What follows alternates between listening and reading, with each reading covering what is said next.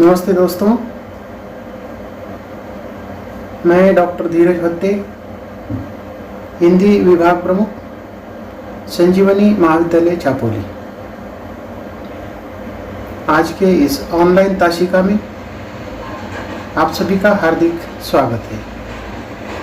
BA, BCom, BSc द्वितीय वर्ष के एशियन हिंदी पाठ्यक्रम के अंतर्गत हम हरिवंश राय बच्चन जी की चर्चित रचना प्रवास की डायरी कुछ विशेष पन्नों को देख रहे हैं। आज डायरी कुछ विशेष पन्ने उसकी हम चर्चा करते हैं। ये जो अगला जो 5वां पन्ना है वह 8 जून 1952 का है। तो इस प्रकार ये रविवार का दिन है 8 जून 1952 का। तो उस दिन देर तक सोने की बात उन्होंने कही है। इतवार समझकर उनके मन में किसी प्रकार की कोई घबराहट नहीं है। कविता के संदर्भ में जो काम करना था वह उसके पहले उन्होंने एक साफ कविता की काफ़ी तैयार करके रखी है, उसका भी उल्लेख उन्होंने किया है। और इस प्रकार कविता करने के कारण उनके मन में एक प्रकार का विचार आता है कि कविता तो हम घर पर भी कर सकते हैं, लिख सकते हैं। जिस उद्देश्य से हम यहाँ लंदन में आए हैं, कैम्ब्रिज में आए हैं, तो उसके संदर्भ में वो सोचते हुए कहते हैं कि शोध का जो काम है यहाँ करने के लिए हम आए हैं और पिछले 3 दिन से इस प्रकार का शोध का जो कार्य है हमने नहीं किया है, उस पर भी वह चिंता व्यक्त करते हैं। तो एक बार ये जो शोध कार्य का जो सिलसिला है अगर टूट जाए तो पुनः वह सिलसिला शुरू होने में दिक्कत होने की बात उन्होंने कही है। तो इस प्रकार निरंतर अपना जो कार्य है व्यस्त रहने में, अपने कार्य में व्यस्त रहने की बात उन्होंने कही है। तो इस प्रकार रविवार के दिन का उनका जो कार्य है उसका उल्लेख करते हुए लंच के बाद थोड़ी देर के लिए वो पुनः सोने की बात उन्होंने कही है। आज दिन सोने का है। पिछले कई रातों को उन्होंने जो अपनी जो नींद है उड़ाई है उसको पूरा करने की बात उन्होंने की है। कविता समाप्त होने के बाद जो नींद आती है वो बहुत गहरी नींद होती है, इस प्रकार का उल्लेख उन्होंने किया है। तो इस बार कविता को लिखने के बाद या कविता लिखकर समाप्त होने के बाद उनको जो नींद आती है उनको ऐसा लगता है कि सिर का जो बोझ है वह हल्का होने की बात उन्होंने कही है। उस दिन 5 बजे नींद खुलने की बात उन्होंने कही है। कुछ पत्रिकाएं कई दिनों से पड़ी थी, उसको उन्होंने देखा नहीं था, उसको देखने की बात वो करते हैं। खाने की जो घंटी है 5 मिनट पहले ही दरवाज़ा खटखटाने की बात उन्होंने कही है। और ये जो वहाँ का जो व्यवस्थापक है वह उनके दरवाजे पर आकर खटखटाते हैं। आप तो गायब ही हो गए, इस प्रकार की बात वो करने पर भी ये कुछ नहीं बोलते हैं। पिछले 2-3 दिनों का जो हिसाब है वो उनको देना था। कोई इतनी भी केयर करे तो मन को बड़ा अच्छा लगता है, इस प्रकार वह सोचते हैं। तो इस प्रकार यहाँ वह अकेले होने को, अपने आप को अकेला महसूस करते हैं। जब कोई उनको मिलने के लिए आता है, कोई बात करता है, तब ऐसा लगता है कि मन का जो बोझ है वह हल्का हो गया है। तो यहाँ अकेलेपन के खिलाफ किसी के मुंह पर कोई शिकायत नहीं कर सकते, तो इस प्रकार का भी उल्लेख उन्होंने किया है। तो यहाँ आत्मनिर्भर होने की जो बात है वह करते हुए दिखाई देते हैं। खाने के बाद कहीं घूमने की बात भी वह करते हैं। आज दिन भर कमरे से वो बाहर नहीं निकले हैं, तो इसलिए वह कुछ बाहर जाकर घूमने का विचार करते हैं। परंतु बाहर जैसे कि पानी बरस रहा है, बादल घिरे हुए हैं, डिग में ही रहने का वह निश्चय करते हैं। थोड़ी देर बाद मिस्टर बेग उनके पास आ जाते हैं। जो मिस्टर बेग है उनके यूनिवर्सिटी के एक विद्यार्थी है। अंग्रेजी और फारसी में उन्होंने एमए किया है, वह लॉ भी उन्होंने किया है और ये विभाजन के बाद पाकिस्तान चले गए हैं। वहाँ सरकारी नौकरी में है। कोलंबो प्लान में कैम्ब्रिज आए हैं। राज्य प्रबंधन का वो कोर्स कर रहे हैं। इलाहाबाद के पुराने परिचितों के बारे में वह पूछताछ करते रहे हैं। तो इस प्रकार ये जो बेग है वह पेरिस होकर यहाँ कैम्ब्रिज आए हैं, लंदन में आए हैं, और यहाँ आने के बाद वह पेरिस की जो बातें हैं वो करने लगते हैं। तो उनको ऐसा लगता है कि पेरिस में उन्होंने जो इमारतें देखी है, मूर्तियाँ देखी है, जो बहुत ही उच्च कोटि की उनको कला पेरिस के उन इमारतों मूर्तियों में देखने को मिलती है। और उसकी तुलना लंदन से करते हुए कहते हैं कि यहाँ की जो आर्ट गैलरी है वह लंदन की आर्ट गैलरी बहुत पुअर है। इस प्रकार की बात वो करते हैं। जीवन का जो प्रवाह है फ्रांस में लंदन की तुलना में अधिक मुक्त है। वे करीब 1-1.5 घंटे लेखक के पास बैठ जाते हैं और पेरिस में उन्होंने जो भी देखा है उसकी जानकारी लेखक के सामने करते हैं। छठा जो पत्र है 25 जून 1952 का है। एलेन ने अमेरिका के टिकटों का एक पूरा एल्बम ही लेखक को भेजा था और किसी समय एलेन को इस प्रकार के टिकटों को एकत्र करने का शौक था। अब वह शौक नहीं रहने की बात उन्होंने कही है। और इसे और एक बात उन्होंने इसके अंतर्गत व्यक्त की है कि सब शौक किसी न किसी दिन खत्म हो जाते हैं। ये भी उल्लेख उन्होंने अपने पन्ने के अंतर्गत किया है। और ये जो एलेन के द्वारा अमेरिका की टिकटों का जो एल्बम दिया है वह अपने पुत्र अमित को भेजने की बात उन्होंने की है। अमित को अगर ये टिकटों का एल्बम भेज दिया तो उसे देखकर बहुत खुश होगा। तो इस प्रकार उसको याद करते हुए वह परेशान भी होते हैं। तो दिन भर लाइब्रेरी में काम करते रहे। 25 जून के दिन भर लाइब्रेरी में काम करते रहे। रॉयल इंडिया सोसाइटी का उनको एक पत्र मिला था और ये पत्र इसलिए मिला था कि उस पत्र के माध्यम से उन्होंने ऑक्सफोर्ड जाने की बात की थी और इस पत्र में अनुमति मांगी थी और उस पत्र के द्वारा ऑक्सफोर्ड जाने की जो इजाज़त है उनको 27 जून के दिन जाने की मिलती है। 1 जुलाई को उनको वापस आना है। तो इस प्रकार 27 जुलाई से लेकर 1 जुलाई तक अर्थात वह ऑक्सफोर्ड में उनको रहना है, ऑक्सफोर्ड विश्वविद्यालय में रहना है और 1 जुलाई को पुनः वापस आना है। तो इस प्रकार इस कालखंड के अंतर्गत वहाँ ऑक्सफोर्ड में वाधम कॉलेज में ठहरने का उनका नियोजन है।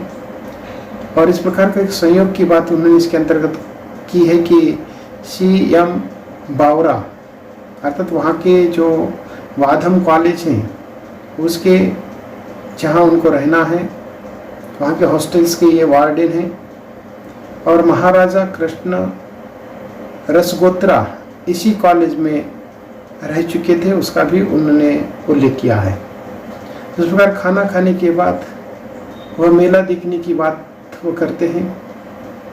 25 जून के दोपहर का ये समय है। खाना खाने के बाद वह मेला देखने के लिए चले भी जाते हैं। लिथान को साथ उनके एक मित्र लिथान को साथ ले जाने की वो सोचते हैं परंतु वह खाने पर भी नहीं आए थे, तो इसलिए वह बाद में अकेले ही उस मेले में जाने का निर्णय लेते हैं। और मेला देखते समय उनको कई सारे अनुभव आते हैं, उसका उन्होंने जो वर्णन है इस पन्ने के अंतर्गत किया है। तो उस मेले के अंतर्गत उनको जो अनुभव आया है, अकेले में आदमी उदास हो सकता है, खुश नहीं हो सकता, इस प्रकार का अनुभव उन्होंने किया है। अकेले में खुश हो सकना शायद बहुत ही उपलब्धि है, ऐसा भी वह सोचते हैं। तो इस प्रकार किसी मेले में जाकर मनुष्य अपने पूरे जीवन का जो पर्यवेक्षण करता है, बचपन से लेकर वृद्धावस्था तक या बच्चे से लेकर वृद्ध तक मेले के प्रति क्या क्या भाव दिखते हैं वह भी सोचने लगते हैं। ये जो दुनिया है वह एक मेला है और इस मेले में बच्चे जिस दृष्टि से उस मेले का आनंद उठाते हैं उस प्रकार का आनंद वृद्ध व्यक्ति नहीं उठाते, ये भी अनुभव करते हैं। तो इस प्रकार उस मेले के अंतर्गत जो बच्चा है उसकी उत्सुकता, उसका उत्साह, आनंद मेले को देखने के बाद वह जिस प्रकार प्राप्त करता है, उस प्रकार एक जो वृद्ध व्यक्ति है या एक बड़ा व्यक्ति है वह इस प्रकार का आनंद नहीं लेता। ये भी बात उन्होंने उसके अंतर्गत कही है। उसके बाद 7वां जो पत्र है शुक्रवार 15 अगस्त 1952 का है, और इसके अंतर्गत भी उस दिन का पूरा जो वर्णन है उन्होंने इसके अंतर्गत किया है। सुबह उठकर तैयार हुआ, ब्रेकफास्ट लिया, रात की जो कविता है उस कविता की जो प्रति है उस उन्होंने बनाई है, उसके अंतर्गत एक गीत लिखा है। और ये जो गीत है वह तेजी बच्चन को पत्र लिखने की बात भी उन्होंने इसके अंतर्गत उसका उल्लेख किया है। तो ये 15 अगस्त है। 15 अगस्त का ये जो दिवस है भारतीय स्वतंत्रता का दिवस है, उसको वो याद करते हैं। और 15 अगस्त यानी कि स्वतंत्रता दिवस होने के कारण उनको ऐसा लगता है कि इससे ज़रूर इस प्रकार का कोई समारोह यहाँ होगा, और उसमें वह सम्मिलित होने की बात भी करते हैं। तो दिन लाइब्रेरी में बीत जाता है। शाम को आकर वह खाना खाते हैं। 7:30 के करीब दत्त और इंद्रजीत नाम के जो व्यक्ति है वह उनको बुलाने के लिए आते हैं, और वो कहते कि हम लोग स्वतंत्रता दिवस मनाने को मजलिस भवन गए थे, तो उसका उल्लेख करते हैं। तो यहाँ एक भी पाकिस्तानी न होने की बात उन्होंने कही है। और पाकिस्तान का जो स्वतंत्रता दिवस है इसके पूर्व यानी कि 14 तारीख को होने की बात उन्होंने कही है। और कल सुना पाकिस्तान का वहाँ पर जो स्वाधीनता दिवस मनाया गया उसमें एक भी हिंदुस्तानियों को निमंत्रित नहीं किया गया था। पाकिस्तानी और हिंदुस्तानी की ये जो भावी पीढ़ियाँ हैं एक दूसरे का गला कैसे घोट सकती है ये भी उल्लेख उन्होंने किया है। और इस प्रकार का ये जो विभाजन है अंग्रेज़ों ने करके अंग्रेज बहुत खुश हुए होंगे ऐसा वो सोचते हैं। तो इस प्रकार भारतीय स्वतंत्रता दिवस भी वह मनाते हैं। तो इस प्रकार पहले जनगण ये गाया जाता है, फिर महेश्वर दयाल दत्त और शिव कुमार के स्वतंत्रता दिवस पर भाषण होते हैं। उसके बाद शीला शर्मा ने कुछ गीत सुनाए। ये ईस्ट अफ्रीका की है। इस प्रकार कुछ मित्र मिलकर स्वतंत्रता दिवस मनाने की बात उन्होंने लिखी है। जो शीला शर्मा है वह कुछ गीत सुनाती है। ये ईस्ट अफ्रीका की है। आजकल लंदन में पढ़ने के लिए कैम्ब्रिज आई है या कैम्ब्रिज घूमने के लिए आई है। मीरा का एक भजन वो बहुत ही अच्छा गाती है। और उसके साथ साथ ये जो शीला शर्मा है बच्चन जी को कहती है कि आप भी कुछ कविता सुनाएं, परंतु बच्चन जी कविता सुनाने से इनकार करते हैं। उनका जो काम है वह मजलिस में कई कायदे से नहीं होता है, इस प्रकार वो सोचते हैं। शीला जी मेरी कविता सुनने के लिए बहुत उत्सुक थी, ऐसा भी वो उल्लेख करते हैं। शनिवार को दत्त के यहाँ रात 8:15 बजे बैठक का प्रोग्राम होने की बात उन्होंने कही है। रात को लौटकर क्रोंच के कुछ जो पृष्ठ है पढ़ने की बात भी इस पत्र के या पन्ने के अंतर्गत उन्होंने लिखी है। उसके बाद 8वां जो पन्ना है मंगलवार 2 सितंबर 1952 का है।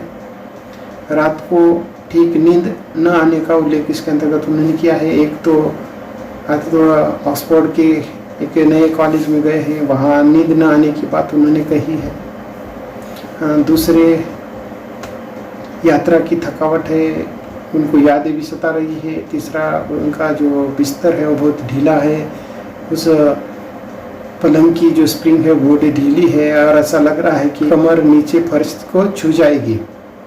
इस प्रकार उस दिन ठीक से नींद न आने की बात तो कही है। सवेरे तैयार होकर वो ब्रेकफास्ट करने की याद करते हैं। ब्रेकफास्ट वहाँ बहुत अच्छा मिलने की बात भी उन्होंने लिखी है।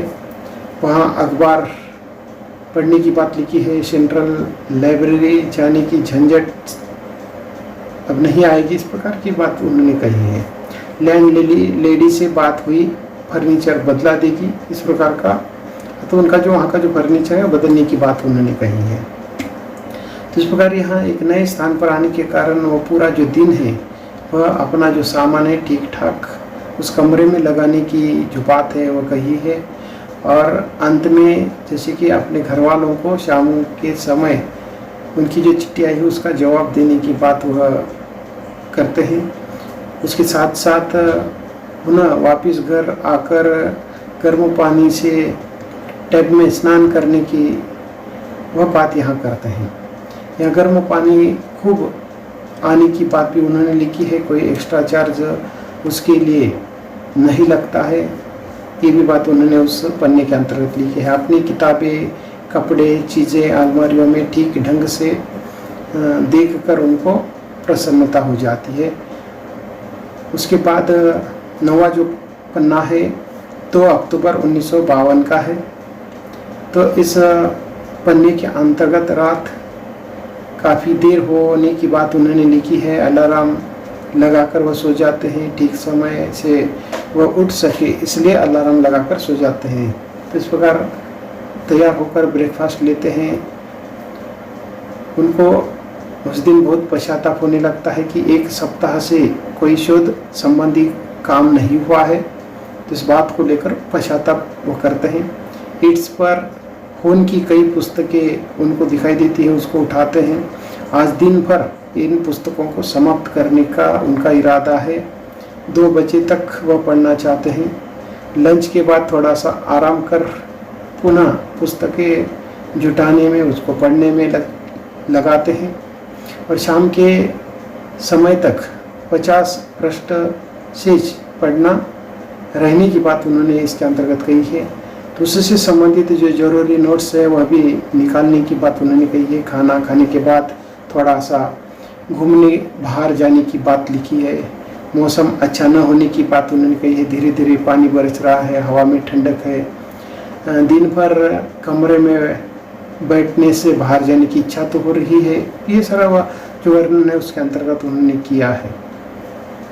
उसके साथ साथ लिथान आधुनिक कविता की एक जो एंथोलॉजी की जो पुस्तक है उसके संदर्भ में भी वह विचार करते हैं। 2 अक्टूबर होने के कारण उनको ये जो गांधी जयंती का जो दिन है वह भी वह मनाते हैं। मजलिस ने किसी प्रकार का कोई कार्यक्रम गांधी जयंती पर न रखने की बात उन्होंने कही है। अर्थात जिस हॉस्टल में रहते थे वहाँ इस प्रकार का कोई कार्यक्रम नहीं, लेकिन उसके साथ ही दूसरा एक टैगोर सोसाइटी है। उस टैगोर सोसाइटी में टैगोर का जन्मदिवस मनाने की बात उन्होंने लिखी है। ये जो मजलिस है मरी संस्था है, इस प्रकार का भी उल्लेख उन्होंने किया है। और उसी समय 2 अक्टूबर को उनके द्वारा लिखी हुई जो कविता सूत की माला और खादी के फूल है, अर्थात उसके कुछ पन्ने में वह पढ़ने की बात उन्होंने कही है। उसके बाद 21 अक्टूबर मंगलवार के दिन का उन्होंने जो वर्णन है अपने पत्र के माध्यम से किया है। तो उसके अंतर्गत 10 से 11 बजे तक प्रोफेसर लुकस के व्याख्यान की बात उन्होंने लिखी है। उनका पूरे दिन भर व्याख्यान होने की बात उन्होंने लिखी है। उनका व्याख्यान कब तक चलेगा उसका पता नहीं है, लेकिन 11 से 12 बजे तक का जो समय है वो खाली है। और इस खाली समय में कैम्ब्रिज यूनिवर्सिटी के प्रेस के प्रकाशन देखने की वह बात लिखते हैं। 12 से 1 तक पुनः प्रोफेसर रिलैंड का व्याख्यान का उन्होंने उल्लेख किया है। और इस प्रकार रात के समय जब वापिस उस अपने हॉस्टल पर लौटते हैं तब उनके सिर में बहुत दर्द है। और ये जो दर्द है शायद वहाँ का जो ठंड वातावरण है, सर्दी के कारण, तो इस प्रकार सिर दर्द होने की बात भी उन्होंने लिखी है। और इस दृष्टि से वह अपने इस दर्द को कम करने के लिए कुछ समय तक वह रेडियो सुनने की भी बात उन्होंने लिखी है। उसके बाद 11वां जो पत्र है शनिवार 22 दिसंबर 1952 का ये जो पन्ना है उसके अंतर्गत उन्होंने ब्रिटिश म्यूजियम में काम करने का उल्लेख किया है। और रात के समय एक नाटक देखने की बात उन्होंने लिखी है, लाइट कॉमेडी, जिसके अंतर्गत आधा जो मजाक है वह पल्ले में नहीं पड़ा, इस प्रकार का उल्लेख उन्होंने किया है। क्योंकि आधा जो नाटक है उनके समझ में नहीं आया है। उसके बाद ये जो 12वां जो पत्र है, अंतिम पत्र इस रचना का 11 जनवरी 1953 का है। और उस दिन भर का उनका जो कार्यक्रम है इस पन्ने के अंतर्गत उन्होंने लिखा है। और इस पन्ने के आरंभ में ही उन्होंने इस प्रकार की बात कही कि आज के दिन को मैंने केवल गीत का दिन मनाया है। तो इस प्रकार पूरे दिन भर वह गीत लिखने के लिए अपना दिन व्यतीत करते हैं। तो इस प्रकार उन्होंने इस पन्ने के अंतर्गत इस प्रकार की बात लिखी है कि न कोई आज मुझे मिलने आया, न मैं किसी को मिलने गया। गीत साथ हो तो किसको मिलने की या किसी के साथ होने की आवश्यकता नहीं है, ऐसा उनका मानना था। ये रविवार का दिन है और इसके पूर्व शनिवार को उन्होंने कैंप के किनारे बैठकर या चित्त लेटकर ऊपर आसमान में कई हंसों को एक सीधी पंक्ति में उड़ते हुए उन्होंने देखा था। और उन हंसों को उड़ते हुए देखते समय उनके बहुत सूक्ष्मता से वह निरीक्षण करते हैं। उनकी गर्दन सीधी खींचे, कों उनकी ध्वनि सुनते हैं, डैनों की गरिमा को डोलते हुए ऐसा वर्णन वह करते हुए दिखाई देते हैं। तो इस प्रकार शनिवार के दिन ये जो उन्होंने उस कैंप किनारे पर हंसों का जो दृश्य देखा है, वह जो दृश्य है उस दृश्य को लेकर ही अर्थात वो पूरा रात भर सोचते रहते हैं, विचार करते हैं और उस पर वह कविता लिख लेते हैं। तो उसका भी उल्लेख उन्होंने किया है। तो इस प्रकार रात के समय वह कुछ लेटे लेटे पढ़ना चाहते हैं, ईट्स की कविता वह उठा लेते हैं और पढ़ते पढ़ते किसी समय लाइट का जो बटन है स्विच करके सो जाते हैं। उसके बाद वह झरने की सी जो ध्वनि है उनको वह शनिवार के दिन उन्होंने जो दृश्य देखा था उसको वह याद कर रहे हैं। वो बार बार जो प्रसंग है उनके आंखों के सामने आ रहा है। तो इसमें रात के समय में उन्होंने कैम नदी के किनारे पर जो दृश्य देखा है वह उनको बार बार याद आने लगता है। झरने की ये जो ध्वनि है उसका ये जो रहस्य है वह धीरे धीरे खुलने लगता है। खिड़की के सीधे थोड़ी दूर पर ये जो कैम नदी का जो जहाँ जिस स्थान पर वो गए थे लेवल फ्लैग अर्थात वो जो स्थान है लेवल फ्लैग है और उसकी जो आवाज़ है उनके कानों पर गूंजती रहती है। रात गहरी हो गई है, रात का जो वातावरण है एकदम शांत है, किसी प्रकार की ध्वनि नहीं है। तो ऐसे समय में ये जो लेवल फ्लैग से उठने वाली जो आवाज़ है उनके कानों में गूंजती हुई उन्होंने उसका उल्लेख किया है। और इससे संबंधित उनको ऐसा लगता है कि उस ध्वनि से दिमाग पर पड़ी दिन भर की जो कर्कश ध्वनियाँ है वह धुल गई है। तो इस प्रकार रात के समय में मंद मधुर संगीत नींद सपनों के देश में होता रहा है। हो सकता है कि उनके साथ वाले कमरे में जो लड़की है रात को बहुत समय तक धीमे स्वर में रेडियो बजाती रही। रेडियो वहाँ काफ़ी समय तक रात के काफ़ी समय तक लोग सुनने की बात उन्होंने लिखी है। सुबह जब वे उठते हैं तो जैसे ही ये जो हंस है रात भर उनके दिमाग में आकाश में होकर उड़ जाने की बात उन्होंने लिखी है। इतना ही नहीं तो उनके दिमाग पर एक सांप लिख छोड़कर अर्थात ये जो हंस हैं तो इस प्रकार कविता की पंक्ति के माध्यम से उतर रहे हैं। तो इस प्रकार जैसे कि ये जो किम नदी का जो किनारा है उस किनारे पर उन्होंने हंसों का उड़ना उनके द्वारा जो ध्वनि है उसको लेकर ये इस पन्ने के अंतर्गत उन्होंने जो कविता लिखी है उस कविता का उल्लेख करते हैं। एक एक जो पंक्ति है वो जोड़ते रहते हैं और इस प्रकार एक कविता व्योम से त्वम तक हंस का ये जो चोंच से पूंछ तक खींचा शरीर, बीच में हिम हंस, ये सारा जो वर्णन है वो करते चले जाते हैं। तो इस प्रकार आगे इस पन्ने के अंतर्गत वो लिखते हैं कि रात को मिस्टर न्यूटन खाना खाने के बाद बुला ले गए। ये पोलियो वाली लड़की भी खाने के लिए उनके साथ थी, उसका वह वर्णन इसके अंतर्गत करते हैं। मिस मात्रा, उसका बहुत ही सूक्ष्म दृष्टि से निरीक्षण उन्होंने किया है और उसको उन्होंने इस पन्ने के अंतर्गत लिखा है। ये जो मार्था वेलवेट, उसकी जो पोशाक है उसका वर्णन करते हुए कहते हैं कि लंबा स्कर्ट पहनती है जिससे उसके पैर में लगा आयरन कैप्टिशंस दिखाई न पड़े। काले कपड़ों पर सफ़ेद मोतियों की माला, वो खूब सज रही है। प्रकृति ने उसके साथ कितना अन्याय किया है, ये भी बात उन्होंने किया है। अर्थात एक सुंदर लड़की है, उसके कपड़े, उसके गले की मोतियों की जो माला है वो बहुत सुंदर लग रही है, परंतु उसको नैसर्गिक अर्थात एक पोलियो हुआ है उसका भी उल्लेख उन्होंने किया है। इनकी प्रकृति ने उसके साथ कितना अन्याय किया है ऐसा उसे लग रहा है। उसे इतना सुंदर सुकुमार चार्मिंग बनाकर लंगड़ी बना दिया है, इस प्रकार का उल्लेख उन्होंने अपने इस पन्ने के अंतर्गत किया है। मार्था अपने जीवन की ट्रेजिडी के प्रति सचेत है, ये भी बात उन्होंने लिखी है।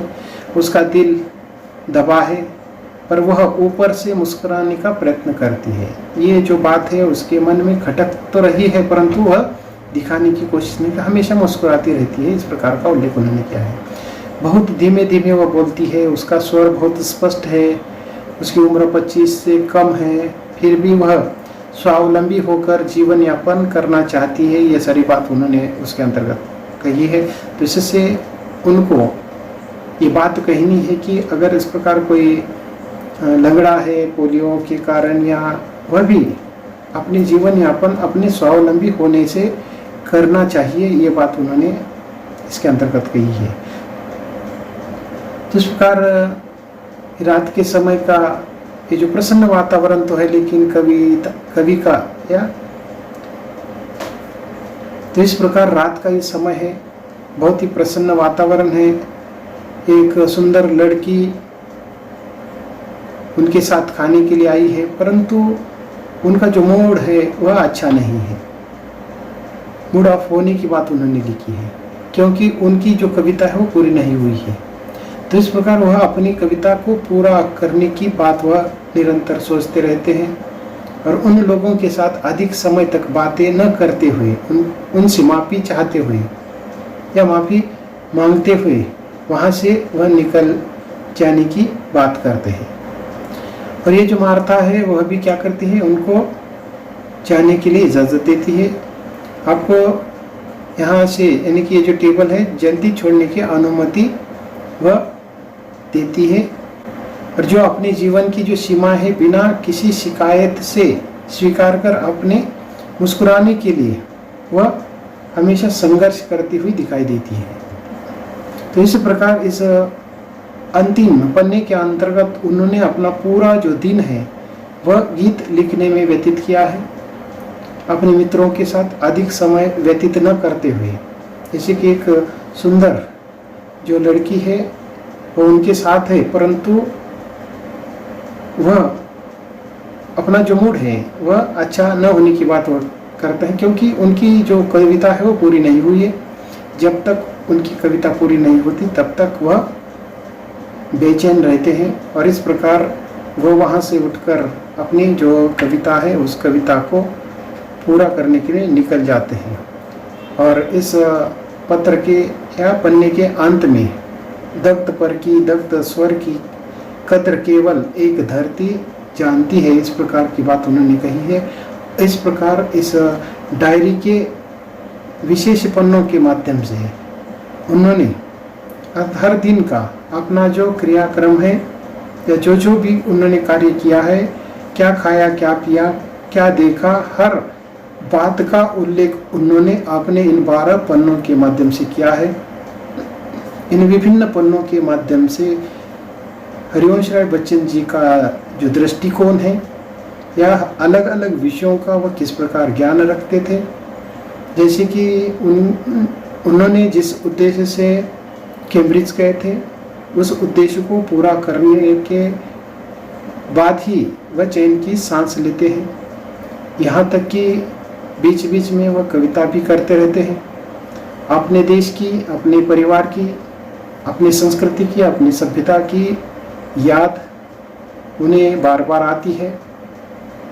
यहाँ तक कि अलग अलग देशों की जो राजनीति है, विदेश नीति है, तो उसका भी वह दृष्टिकोण वह रखते हैं या उस पर भी वह टिप्पणी करते रहते हैं। तो इस दृष्टि से, बहुत ही सूक्ष्म दृष्टि से वह हर शब्द में, हर स्थिति में, हर वस्तु में वह जीवन को ढूंढने की कोशिश करते हैं। तो इस प्रकार इन विभिन्न पन्नों के माध्यम से हरिवंश राय बच्चन जी को बहुत सूक्ष्म दृष्टि से हम उनको समझ सकते हैं।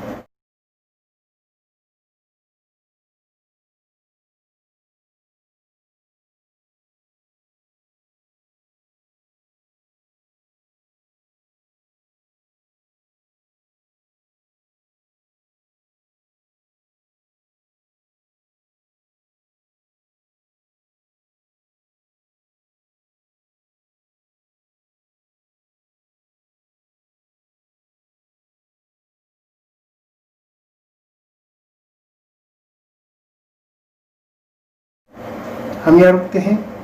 धन्यवाद।